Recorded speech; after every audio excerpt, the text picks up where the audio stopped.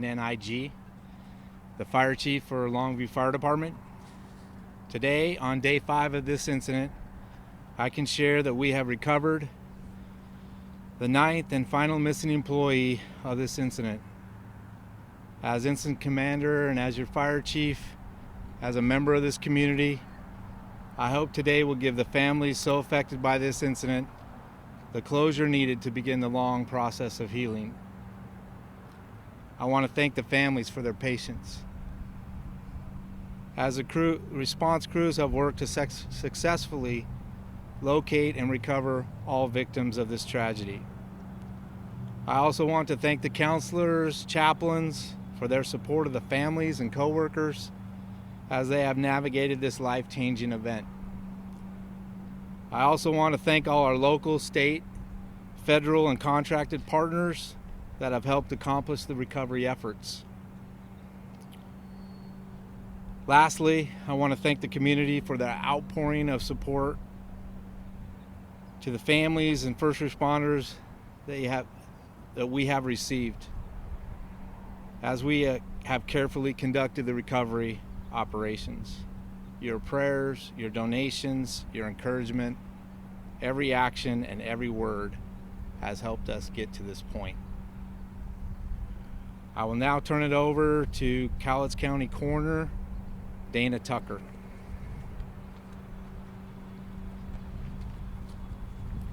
Thank you, Chief. The Cowlitz County Coroner's Office extends our deepest condolences to the families, friends, co-workers, and all those affected by the tragic mass casualty incident that occurred on Tuesday, May 26th at the Nippon Dynawave packaging plant in Longview, Washington. First, I would like to express my sincere gratitude to everyone who has assisted in this response. Specifically, I want to thank the agencies and organizations that work directly with my office in the recovery efforts to help bring our victims home to their families. We are grateful for the dedication and professionalism of my staff at the Cowlitz County Coroner's Office, Cowlitz County Sheriff's Department, Longview Police Department, Cowlitz 2 Fire and Rescue, Longview Fire Department, the United States Army, United States Air Force, United States Coast Guard, and Republic Services, and I know I'm forgetting somebody. We also thank the Union Hall for providing a facility for the families to gather as we all respond to this, the crisis response team, Cowlitz County chaplains, Cowlitz and Lewis County Emergency Management, and many volunteers who supported this effort. The outpouring of support for our community and neighboring communities has been enormous. Countless individuals and organizations have provided food, beverages, supplies, and other resources for the Family Assistance Center, as well as for many responders working this tragic incident.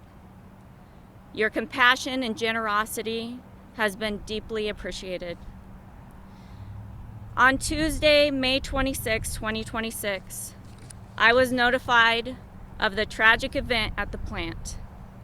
Our office immediately began preparing for what we knew would be one of the most significant tragedies our community has experienced since the eruption of Mount St. Helens. As of this afternoon, our office has recovered and identified all 9 missing individuals, along with one that was transported to St. John's Medical Center. I was also notified that another victim had been transported south to Portland Hospital. That makes 11. Our office has identified the following decedents. 52-year-old Gilberto Bernal.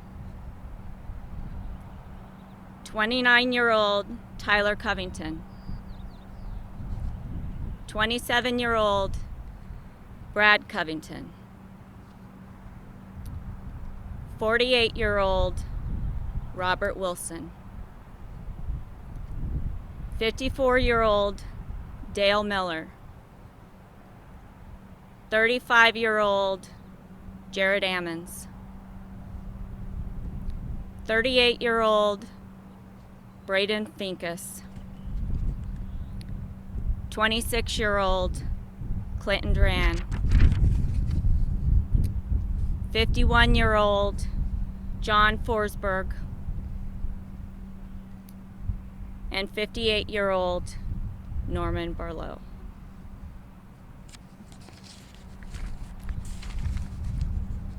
We ask everybody to respect the privacy, time, and space of these families as they navigate this unimaginable loss. This is a horrific tragedy that has profoundly impacted our community, and we appreciate the public's continued compassion and support. I want to also note, I forgot to mention, he's not in my jurisdiction, but since he was here in one of the 11, I was notified it was Dylan Miller. In closing, I'd like to now turn things over to Deputy Chief Kurt Stitch with Cowlitz 2 Fire and Rescue.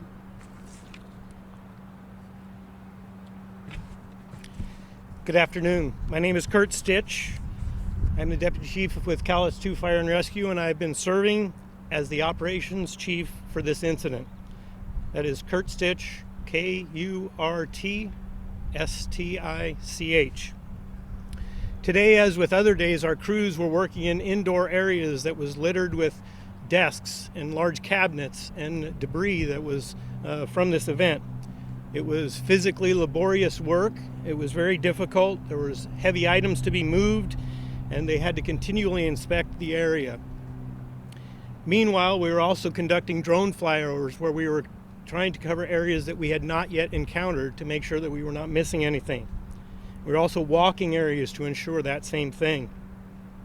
This work has been intense, it's been methodical, and incredibly difficult for everyone that's been involved. From the operations section, I'm grateful for the professionalism of all who participated in this event. Now I would like to turn it over to Scott Tift, the president of the AWPPW. Good afternoon. Scott Tift, Scott-Tift. I am the Association of Western Pulp and Paper Workers National Union President. First and foremost, our thoughts remain with the families, co-workers, and everyone impacted by this tragedy. The loss and heartbreak being experienced right now extends far beyond this facility and far beyond this community. Entire families, lifelong friendships, workplaces, and communities across the region have been deeply affected. And our entire union stands beside every person carrying that grief and uncertainty today. As someone who lives here and knows many of these families, I want to acknowledge the extraordinary outpouring of love and support this community has shown. Over the past several days, people from across this region and across the country have stepped up in ways that have been deeply meaningful to our members and their families during the darkest moments of their lives.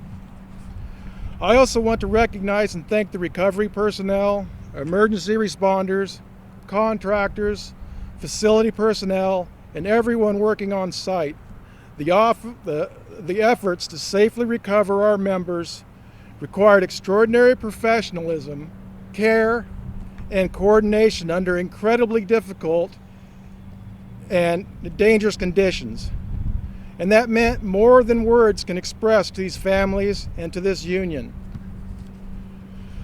We understand the heartbreak surrounding how long this process has taken, but it was critical that this work be done carefully, methodically, and safely. It was equally important that recovery efforts were conducted in a way that preserved the integrity of the scene and ensures investigators have the ability to fully determine what happened and get these families and this community the answers they deserve. Our union is continuing to coordinate with local, state, and federal agencies as these efforts move forward. Right now, our focus remains on supporting the families, supporting our members, and supporting everyone affected by this tragedy in every way possible. These were not just employees or union members, they were fathers, sons, friends, mentors, and co-workers who help build this facility and this community every single day. We honor their lives, we stand with their families they leave behind, and we remain committed to stand with this community through every step of the investigation and cleanup process ahead. We would like all donations to be sent. They should be sent directly to www.cwclc.org.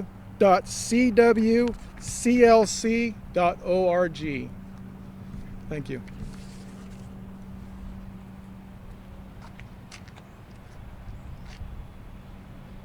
Good afternoon. I'm Frangie Mays, PIO for this event. Now we'll take your questions. Please raise your hand. We'll call on you. State your name and the media outlet you represent. And to allow everyone a chance to ask a question, please limit yourself to one question at a time. And we'll conclude the question and answers at 4 p.m., no later than 4 p.m. Questions?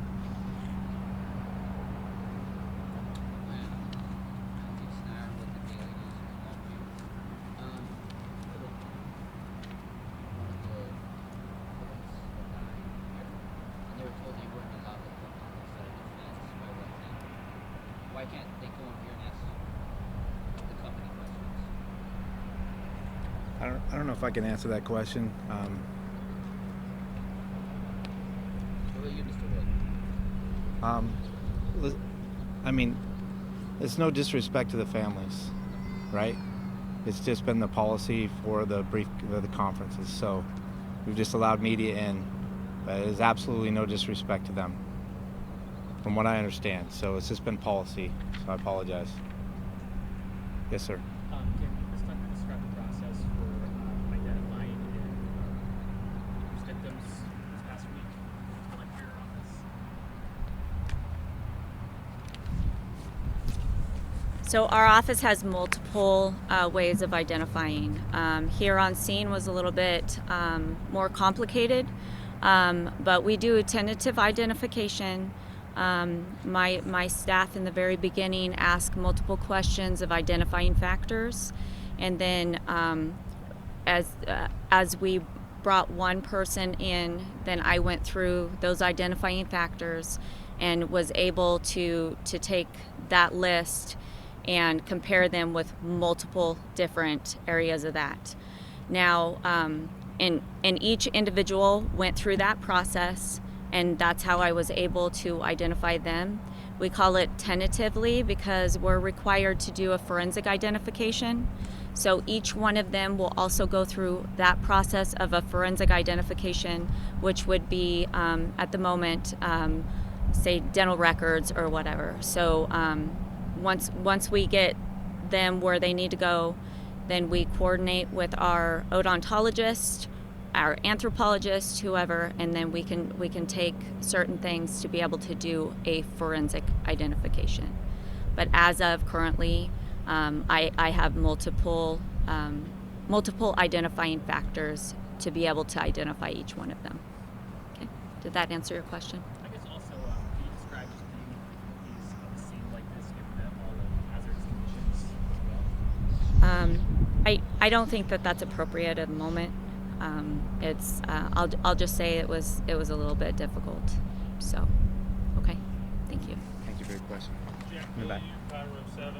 Now that the recovery's finished, what does the rest of the cleanup look like? I mean, we saw some heavy machinery going around today. How does this change things, and what is the next few days look like? Well, on site, they'll begin the investigation process, which has already began. and the recovery efforts of the facility. That's a process that will continue through the days, weeks, potentially months, as Nippon decides what they do with the facility from here moving forward. I can't answer those questions, but I can get with the PIO and have the details of that brought forward to you at a later date. But as of now, for our part, as we're still working on the ensuring that, and I'll leave that answer to Chris Collins. You want to answer that question? Sure. Mike? Hi, Chris Collins, CHRISCOLLINS. I'm the Public Works Director for the City of Longview. The on-site work will continue to mitigate the site. The off-site work is ongoing as we continue to mitigate any contaminants or issues that both immediate as well as ongoing. How do you mitigate that? It's many factors. There's many methods in which we're applying to mitigate any off-site contamination and impacts. So lots of different things. Next question. I had a question for the EPA, kind of in this cleanup process. Has there been any other wildlife impacted You want to answer that? Well, what I can tell you is that, Brooks Stanfield, Brooks Stanfield. I'm with the EPA. I'm a federal on-scene coordinator. As we've talked about in past days, we have seen dead fish in the ditches in the canal network in Longview, and the numbers have steadily increased day to day. We've seen an increasing number of those dead fish. We continue to observe ourselves, and we're getting reports through our hotline that are reporting in dead fish, and that's actually helping our crews direct our resources to go and see, investigate those areas and recover those fish where we can, where it's safe to do so. We think that system is working, and so we are still encouraging the public to use that hotline, which is 1-800-22-BIRDS, BIRDS. Other than those dead fish, there have been a few tadpoles and other small wildlife such as that have been observed dead, but that is the extent of what we've observed in terms of wildlife impacts. Okay, one more question.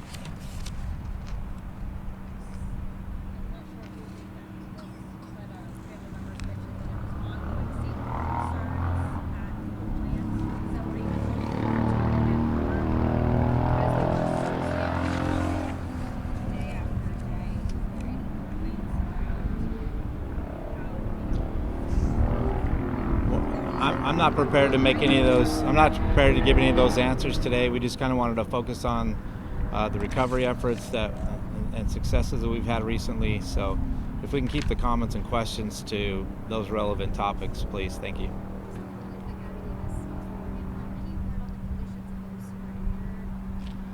That's a great question. I don't have the full details of all the conditions of the patients because they were transferred to multiple facilities. And there's laws against us getting all that information quickly.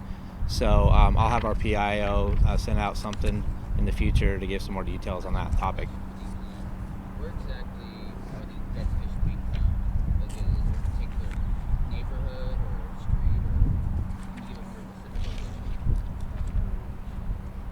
I think Washington Department of Ecology actually has better detail for you on that. Yeah. So I'm Courtney Sarad, the State On-Scene Coordinator with the Washington State Department of Ecology, COURTNEYSERAD. So as my colleague with the EPA stated earlier, we have had vast numbers of reports, and those reports are continuing to help us target our efforts.